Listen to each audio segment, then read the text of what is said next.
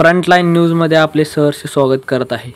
आजच्या ठळक योगमय बातम्या। जीवन स्वीकारूया, निरोगी आयुष्य जगूया। योग शिक्षक नंदकुमार पाटील। पंतप्रधान नरेंद्र मोदींच्या दूरदृष्टीमुळे आज संपूर्ण जग योग स्वीकारत आहे। भारतीय संस्कृतीचा हा अमूल्य वारसा जगभरात आरोग्य व शांतीचा मंत्र बनला आहे, असे उद्गार योग शिक्षक कोल्हापूरचे नंदकुमार पाटील यांनी योग दिनानिमित्त उत्तरेश्वर पेठ येथे केले आहे।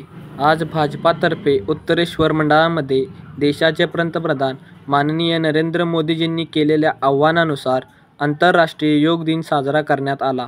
योग शिक्षक नंदकुमार पाटील यांनी योगाचे महत्त्व पटवून देत योग संस्कृती जपणारे योग शिक्षक माननीय नंदकुमार पाटील यांचा शाल श्रीफळ देऊन मान्यवरांच्या हस्ते सत्कार करण्यात आला।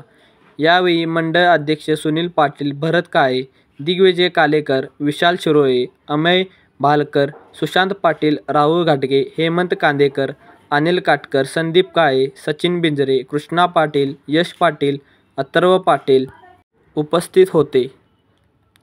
अशाच आमच्या रोज नवनवीन बातम्या पाहण्यासाठी फ्रंटलाईन न्यूज या यूट्यूब पोर्टल चॅनलला सबस्क्राईब करायला विसरू नका।